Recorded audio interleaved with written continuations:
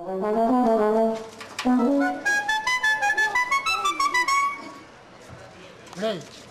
One, talk.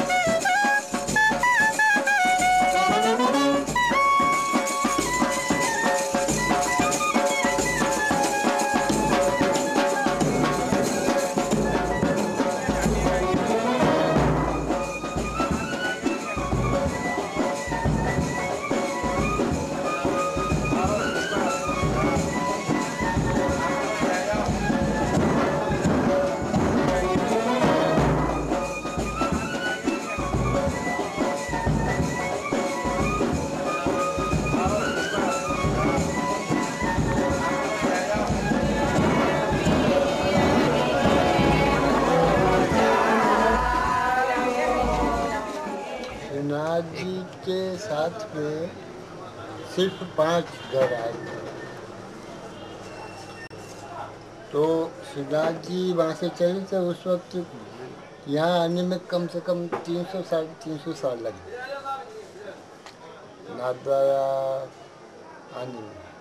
अब जितने न जाने कितनी फील्डें खपी होगी ये तो अपन नहीं कर सकते, मगर जो लास्ट में जो बचे हुए होंगे वो 5 घर यहाँ आए। यहाँ आने के बाद जब महाराष्ट्री वगैरह हो तो वो तो चले तो साथ में ही थे, तो उनको मालूम होगा कि ये लोग ये काम करते हैं, तो फिर मंदिर का काम इनको सुपुर्द किया, थोड़ा मंदिर को संवारने का। तो इस तरह से फिर ये कला को उस वक्त राजा महाराजा ने जीवित रखा है। पिछवाई एक मंदिर का शब्द है, यानी मंदिर के में जो श्रीनाथ जी की दर्शन करते हैं तो या अपन देखेंगे जहाँ श्रीनाथ जी का मूर्ति है, श्रीनाथ जी के मूर्ति के पीछे जो पूरा जगह खाली पड़ी है, उस खाली जगह पे एक 12 फीट बाई 7 फीट की एक पिछवाई लगती है। वो कपड़ा उसके ऊपर ड्राइंग की हुई श्रीनाथ जी के जस्ट पीछे उसको लगाते हैं, तो दर्शन करने वालों को यूँ लगता है कि ये पूरा एक ही है। श्रीनाथ जी के साथ जो पेंटिंग आने से वो पूरा एक लगता है। तो श्रीनाथ जी के जस्ट पीछे लगाने से उसको नाम पिछवाई दिया। और उस पिछवाई के अंदर अलग अलग त्योहारों का वर्णन होता है। जैसे गोपाष्टमी है तो गाय की पिछवाई लगेगी, अन्नकूट है तो अन्नकूट में सभी देवी देवता उसमें आते हैं, और पीछे भोग वगैरह भी उसी में, भोग के थाल, गुंडवारे, मटके वगैरह सब इसी में दर्शाई जाती है। रामनवमी की पिछवाई आती है तो उसमें राम लीला का वर्णन होता है। मेरे जीवन में कला की शुरुआत उस समय हुई जब मुझे खुद को पता नहीं था कि ये कला क्या है। क्योंकि हम स्कूल में पढ़ते थे छोटे बच्चे की तरह, 13 वर्ष की आयु थी, तो उस समय स्कूल में ड्राइंग पेंसिल से ड्राइंग बनवाते थे, वो ड्राइंग बनाते थे। नाथद्वारा जहाँ आर्ट का खजाना कह सकते हैं, या बहुत बड़े बड़े परिवार वहाँ कलाकार हुए हैं। वहाँ से एक कलाकार हमारे गांव में आए थे, तो जहाँ वो रुके हुए थे उनके वहाँ मेरी कुछ मैंने पेंसिल से बनाई ड्राइंग किसी ने ले जाके उनको दिखाया। उनको देख के उन्होंने कहा कि ये इस लड़के का हाथ अच्छा है, ये पेंटिंग सीख सकता है।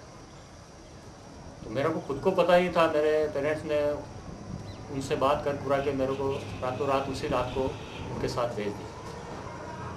जब नाथद्वारा आ गए, सबसे पहले तो हम श्रीनाथ जी के दर्शन करने गए, जो वहाँ की दिनचर्या रूटीन वर्क है। तो सुबह उठते ही मंदिर दर्शन करने जाते हैं, उसके बाद आके वो अपना जो काम होता है पिछवाई पेंटिंग का, श्रीनाथ जी की पेंटिंग का, वो काम पेंटिंग करते। मैं उस समय 6ठी कक्षा में पढ़ता था। 6ठी कक्षा की परीक्षा हो चुकी थी और यही गर्मियों की छुट्टियों का टाइम था। तो उस गर्मियों की छुट्टियों में मेरे पेरेंट्स ने इसीलिए भेजा कि अगर जब इसको पेंटिंग में इंटरेस्ट लगा और रहना चाहे तो गर्मियों की छुट्टियों में टेस्ट हो जाए, और अगर पेंटिंग नहीं समझ में आई तो वापस आके स्कूल ज्वाइन कर लेगा। तो वापस मेरे पेरेंट्स से एक गर्मियों की छुट्टियों खत्म होने के बाद लेने आया, तो उस समय मैंने खुद नहीं मना कर दिया, मैं पढ़ नहीं सकता हूँ, अगर पढ़ूंगा तो ये काम नहीं सीख सकूँगा। तो उनको भी बहुत फोर्स किया कि अभी तो तुम छोटे हो, अभी क्या काम करने की उम्र नहीं है, थोड़े दिन बाद आ जाना, अभी कम से कम 10वीं कक्षा पास कर लो, 12वीं कक्षा पास कर लो। ऐसे काफ़ी परिवार वालों ने भी दबाव डाले, लेकिन दिमाग ऐसा उसमें लग गया था कि एक ही काम, बस पढ़ाई करना ही नहीं।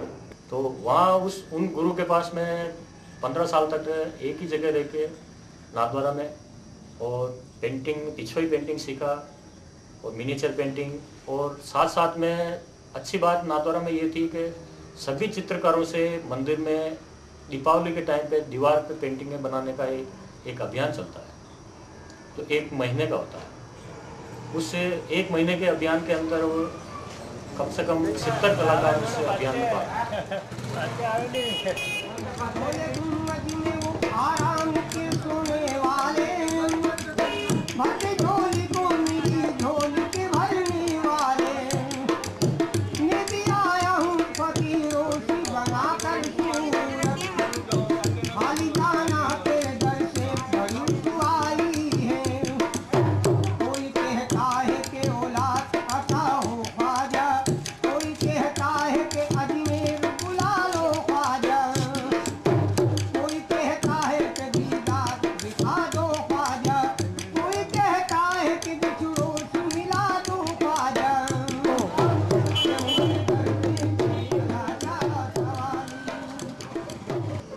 और ये इसी के ऊपर थोपने की चीज़ नहीं, ये तो एक अपनी इच्छा से कला सीखने वाली बात है।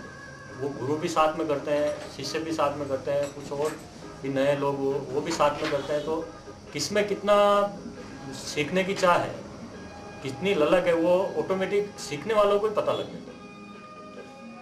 जो गुरु का समझाने का तरीका है, और वो इतना नज़दीक और करीब ला के हमको समझाने का जो तरीका होता है, इस वजह से हमको ये नहीं लगता है कि उनसे कुछ बात छुपाने और सीखने के लिए हमको कुछ रुकना पड़ा है। हम बीच में वर्क करते हुए भी उनके पास जाएंगे तो हमको कभी ऐसा नहीं, डांट वाट कभी नहीं पड़ती है।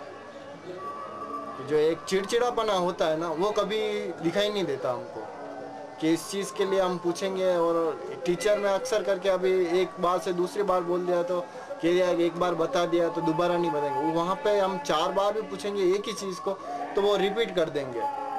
उसमें हमको मना नहीं करेंगे कि आपको ये चीज़ हम नहीं बताया, बता दिया, एक बार बता दिया, तुमने समझा क्यों नहीं, ऐसा नहीं।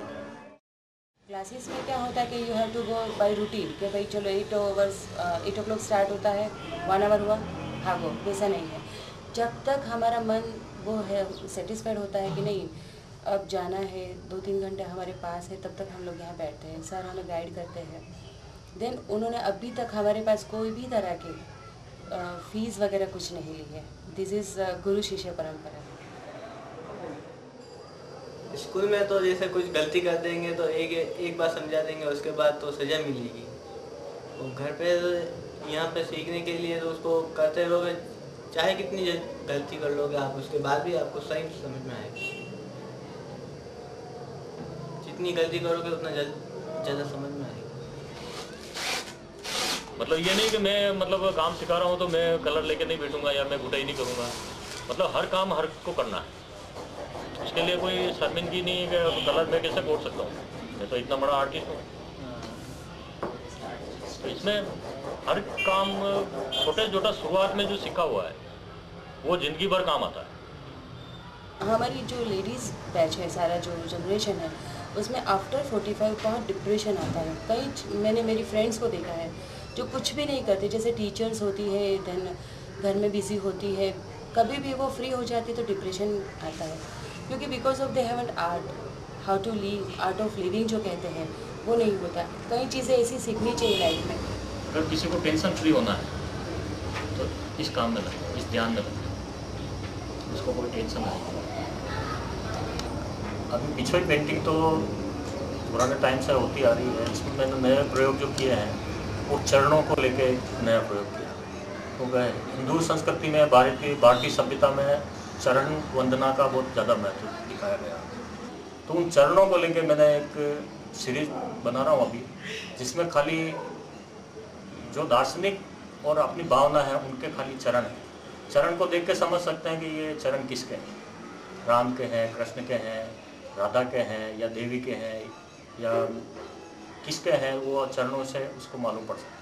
तो उसमें एक चरण प्रमुखता से है। बाकी बैकग्राउंड में जैसे कमल के फूल हैं, गुलाब के फूल हैं, इस तरह से फूलों का पूरा वर्णन है। जैसे आजकल कितनी सारी ऐसी मशीनरी आ गई है जो इस कला में उतर चुकी है, और उसकी वजह से कुछ कलाकार ऐसे हैं जो मशीनरी प्रयोग करके इस कला को, असली जो कला है, इसको बिगाड़ने में लगे हैं। इसमें ज़्यादा से ज़्यादा हाथ का काम होना चाहिए, और हस्तशिल्प के नाम से जो जानी जाती है, अगर मशीनरी का उपयोग कहीं नज़र आ गया तो उस पेंटिंग की वैल्यू डाउन हो जाएगी।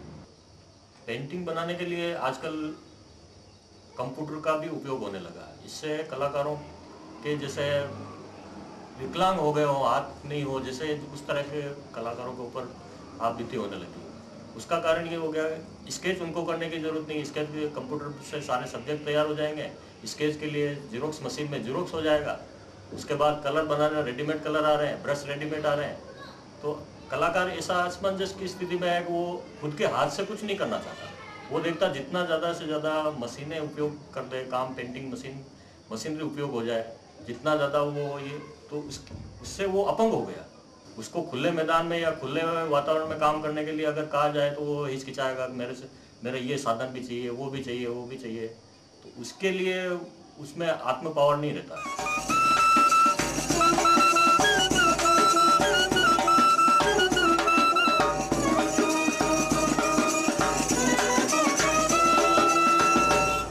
छापा चाल गया और मैं ये अब दूसरा गई कई नाम में टिपा टिपी का ये नवा चाल गया एक भाग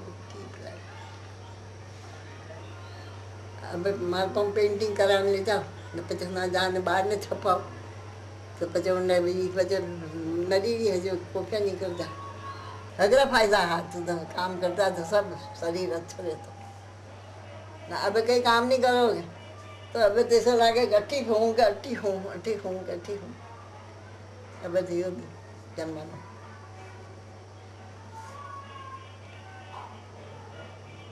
पहले का जमाना में बाहर का जमाना में तो घणो फर्क पड़ता।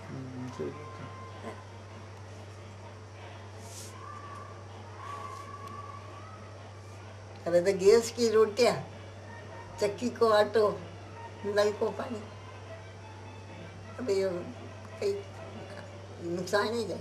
आई तो सब हाथ काम करता, सब हाथ मेहनत कर रहा है कि भाई बावड़ी को पानी ला था, चक्की चलाता और घर को सब काम करता।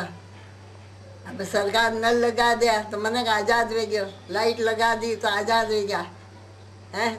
पहली तो घास लेट की चमनी लगा देने काम करता, अब लाइट नहीं आवे तो अंधा हो गया है। तो जो सरकार आज़ाद की था जो मन दुखी भी गया। अब बाहर का मनकान को का काम करो तो क्या बानंद तो नहीं है। आज़ादी चारा बना गया तब मन पहली बार बाद में नरो फर्क पड़ा। ने टीवी चाल गई तो बस टीवी में देख न मन का सबका लखन बिगड़ गया। अब पहली का ये हारी अदर श्रृंगार लगा का है, अब लाली लगाओ ना पाटो लगाओ। अब तो सब नकरो था मन करेगा। अब बार पहली हरी का मन करे बार पहले जिसे जाड़ा कपड़ों फेंकता, अब रेशमी कपड़ा पहरे, रेशमी कपड़ा नहीं मिला तो क्या कि मैं तो बुद्धि कपड़ा नहीं था, मैंने तो सेंटे डी का।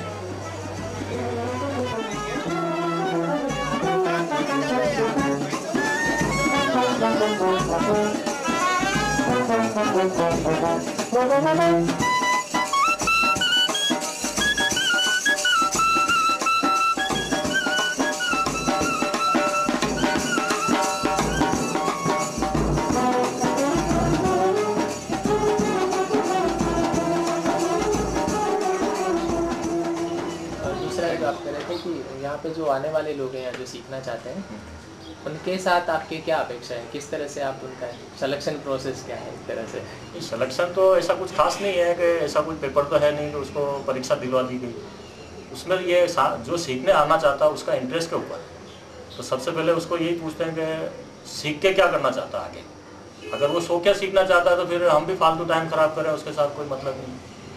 क्योंकि शौकिया सीखने के लिए तो कॉलेज है, सब है, वहाँ से डिग्री ले लो, आप करो, सर्विस करो तो ठीक है, घर पे बैठ के करो तो ठीक, नहीं तो फालतू बैठे रहो। हमारा ये है कि हमारा कोई गवर्नमेंट सर्विस तो है नहीं। जो भी करना, हमें रोज़गार भी करना और इस काम को आगे भी बढ़ाना, दोनों चीज़ें। कहाँ से लोग आ सकते हैं, कौन से जगह से आ सकते हैं, या कौन से जाति के लोग आ सकते हैं? नहीं, ऐसा जाति धर्म का कोई बंधन नहीं है, कोई भी आ सकता है। अभी जैसे हमारा एक स्टूडेंट है, वो बड़ी गांव से कुमार है, लेकिन उसका ये मतलब नहीं है कि कुमार काम नहीं सीख सकता। ऐसी कोई जाति का ये तो ठीक है, चित्रकार एक चित्रकारी करने लग गए, चित्रकार हो गए। कुमार का काम करने लगे तो कुमार हो गए। आज कुमार का काम भी कोई भी जाति वाले कर रहे हैं। ईंट भट्टे देखो, कोई कुमारों के नहीं रहे, सब दूसरों ने अपनाया है। तो ऐसा आज के टाइम में ऐसा कोई जाति बंधन कोई जरूरी नहीं है, इंटरेस्ट होना चाहिए।